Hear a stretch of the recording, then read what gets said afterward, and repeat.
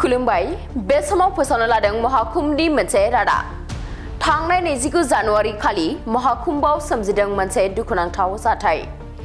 महाकुम्भआव बाहागो लानाय लाख लाख सुबुंनि होंगो दोंगोआव गोबां सुबुंफोरनि जिउ खहा जादोंमोन। थांनाय बुधबाराव उत्तर प्रदेशनि प्रयागराजआव खुंजानाय महाकुम्भ मेलायाव सिबियारिफोरनि होंगो दोंगोआव 30 सुबुंनि जिउ खहा जादों आरो 60 सुबुंफोरा जोखोम जादों। पुलिसनि बायदिब्ला 25 गोथै सहफोरखौ सिनायथिनाय जाबाय आरो आद्रा थानायफोरखौ दासिमबो सिनायनो हानाय जायाखै। थैनायफोरनि गेजेराव माखासेया गुबुन रायजोनिमोन, जेराव 4 कर्नाटकनि, सासेया आसामनि आरो सासेया गुजरातनिमोन। बे होंगो दोंगो खारनाय जाथाया बै समाव जादोंमोन जेब्ला सिबियारिफोरा मंगलबारनि मोनाबिलि 7:35 संगम गन्थंआव ज'जानो हमदोंमोन, जेब्ला मौनी अमाबस्यानि थाखाय मुहुरत जागायजेनदोंमोन होननानै मिथिनो मोननाय जादों। संगम गन्थंआव होंगो दोंगो जानाया बुधबारनि फुंनि 2 रिंगासिम सुबुंफोरनि मोनसे गिदिर बानानि महराव सोलायदोंमोन। उत्तर प्रदेशनि गिबि मन्त्रि योगी आदित्यनाथआ मोनसे बिबुंथियाव बुंदोंमोन दि मौनी अमाबस्यानि मेलायाव गोबां सुबुं थुबुर जानाय आरो एखे समावनो गोबां अनजिमानि सुबुंफोरा संगम गन्थंनि फारसे दावगालांनायाव खुंथाया गोहोम खोख्लैदोंमोन। गिबि मन्त्रि योगी आदित्यनाथआ महाकुम्भआव जानाय जाथायनि सायाव न्यायारि नायबिजिरनो बिथोन होदों आरो बिथाङा थैनायनि नखरनो 25 लाख रां अनसुंथाइ होनो फोसावदों। बे दुखुनांथाव जाथायनि उनाव उत्तर प्रदेश सरकारा फोरबोआव बाहागो लानाय लाख लाख सिबियारिफोरनि रैखाथिखौ रोखा खालामनो थाखाय गोख्रोंसिन होंगो दोंगो सामलायनायनि राहा लादों। खुलुमबाय बे समाव फोसावनो लादों महाकुम्भनि मोनसे रादाब।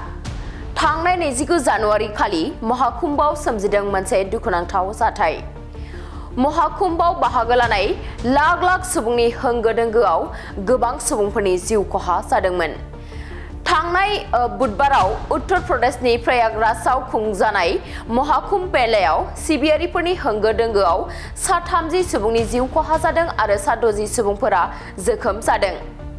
पुलिसनि बायदिब्ला 25 गोथै सहफोरखौ सिनायथिनाय जाबाय आरो आद्रा थानायफोरखौ दासिमबो सिनायनो हानाय जायाखै। थैनायफोरनि गेजेराव माखासेया गुबुन रायजोनिमोन, जेराव 4 कर्नाटकनि, सासेया आसामनि आरो सासेया गुजरातनिमोन। बे होंगो दोंगो खारनाय जाथाया बै समाव जादोंमोन जेब्ला सिबियारिफोरा मंगलबारनि मोनाबिलि 7:35 संगम गन्थंआव ज'जानो हमदोंमोन, जेब्ला मौनी अमाबस्यानि थाखाय मुहुरत जागायजेनदोंमोन होननानै मिथिनो मोननाय जादों।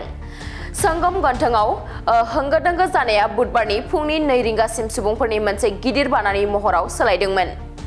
उत्तर प्रदेशनि गिबि मन्त्रि योगी आदित्यनाथआ मोनसे बिबुंथियाव बुंदोंमोन दि मौनी अमाबस्यानि मेलायाव गोबां सुबुं थुबुर जानाय आरो एखे समावनो गोबां अनजिमानि सुबुंफोरा संगम गन्थंनि फारसे दावगालांनायाव खुंथाया गोहोम खोख्लैदोंमोन। गिबि मन्त्रि योगी आदित्यनाथआ महाकुम्भआव जानाय जाथायनि सायाव न्यायारि नायबिजिरनो बिथोन होदों आरो बिथाङा थैनायनि नखरनो 25 लाख रां अनसुंथाइ होनो फोसावदों। बे दुखुनांथाव जाथायनि उनाव उत्तर प्रदेश सरकारा फोरबोआव बाहागो लानाय लाख लाख सिबियारिफोरनि रैखाथिखौ रोखा खालामनो थाखाय गोख्रोंसिन होंगो दोंगो सामलायनायनि राहा लादों।